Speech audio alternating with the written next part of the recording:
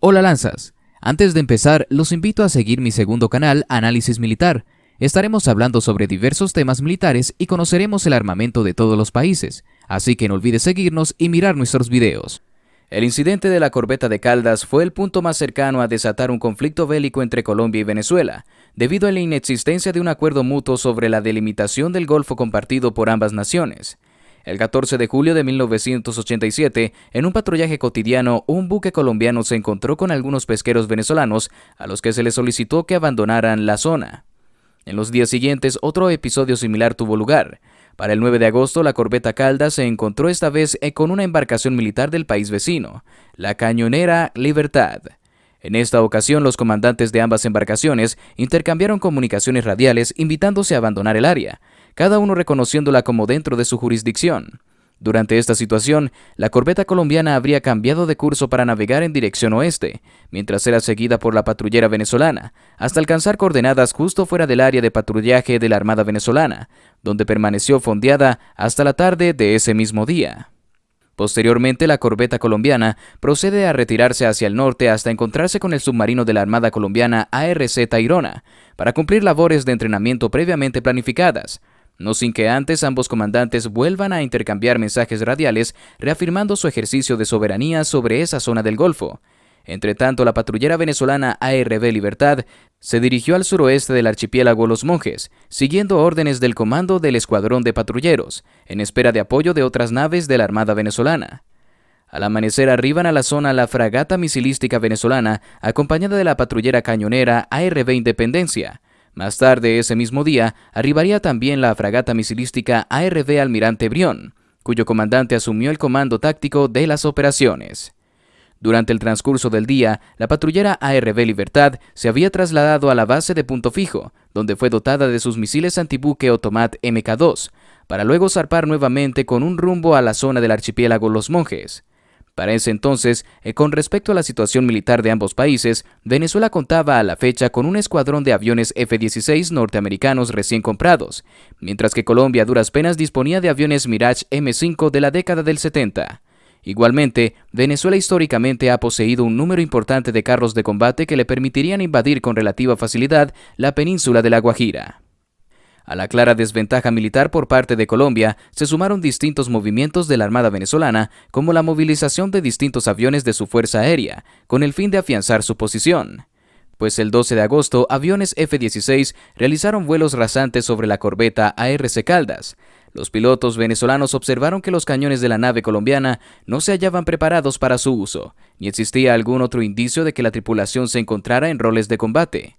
Luego del sobrevuelo de los aviones, la corbeta colombiana fue seguida siempre por una fragata venezolana y una nave patrullera que se alternaban para cumplir esta tarea. Por su parte, las fuerzas militares colombianas decidieron prolongar la presencia de naves en la zona mediante órdenes a la corbeta Antioquia de reabastecerse en la base naval de Cartagena y zarpar para relevar a la ARC Caldas. Luego esta última se reabastecería también con su dotación de torpedos y misiles antibuque y esperaría órdenes para zarpar nuevamente. Al mismo tiempo, el gobierno de Venezuela ordenó la mayor movilización militar que hayan realizado sus fuerzas armadas. Entre las unidades navales que se encontraban en la zona, se habían sumado 2 fragatas misilísticas venezolanas adicionales, la Mariscal Sucre y la General Urdaneta, además del escuadrón de submarinos venezolanos, compuesto por los submarinos de ataque diésel eléctricos tipo 209 Sábalo y ARB Caribe, lo que elevó el número de naves venezolanas presentes en el Golfo de Venezuela a 8, 4 fragatas misilísticas clase Lupo, 2 submarinos y 2 patrulleras, una cañonera y una misilística. Más tarde, durante el 12 de agosto, una de las fragatas venezolanas, la ARB Sucre, detecta la presencia de un avión militar colombiano. Ante esta situación, el comandante de la nave ordena a la tripulación ocupar sus posiciones de combate, y de acuerdo a las reglas de enfrentamiento recibidas, se consideraría que eran parte de un ataque si la aeronave colombiana entraba dentro del rango del alcance de un misil MM-40 Exocet, aproximadamente 70 kilómetros, situación en la cual la nave venezolana haría uso de sus armas antiaéreas. La aeronave colombiana nunca estuvo a esta distancia de la fragata venezolana. Al otro día, aviones venezolanos F-16 que realizaban patrullaje sobre la zona detectan y persiguen aviones Mirage 5 de la Fuerza Aérea Colombiana, hasta que estos retornan a su espacio aéreo. En horas de la mañana de ese 13 de agosto, ante la escalada de las acciones militares en la zona de conflicto y los movimientos de tropas y unidades blindadas que ya comenzaban a realizar las Fuerzas Armadas de Venezuela hacia la frontera terrestre con Colombia, el Comando General de las Fuerzas Militares de Colombia alteró las prioridades de sus hipótesis de posibles conflictos armados. Un conflicto armado con Venezuela pasó del tercer nivel de prioridad, luego de Nicaragua, a ser el más inminente escenario de guerra externa, superado solamente por el conflicto interno. Durante la noche del 15 de agosto y la madrugada del 16 de agosto, la ARC Caldas iluminó con su radar de control de tiro a la fragata venezolana ARB Sucre, siendo esta acción percibida por las fuerzas venezolanas junto con el movimiento de relevo de la ARC Independiente, como una acción ofensiva con incremento de la Fuerza Naval colombiana. La reacción de las naves venezolanas por primera vez desde el inicio de la crisis fue ocupar posiciones tácticas de combate como paso previo a un enfrentamiento con las naves colombianas. Más tarde, también en la madrugada del 16 de agosto, la fragata ARB Sucre iluminaría también a la ARC Independiente con su radar de control de tiro. Durante este día arribó también a la zona de conflicto la patrullera misilística venezolana ARB Victoria, plenamente armada con sus misiles Otomat Mk2, proveniente de ejercicios conjuntos con la Armada italiana. Más tarde, durante la noche, el ejército venezolano iniciaría una movilización masiva hacia la frontera con Colombia, y que incluiría grandes carros de combate desde el centro del país. Por su parte, el ejército colombiano convocaba a las reservas activas a estar preparadas.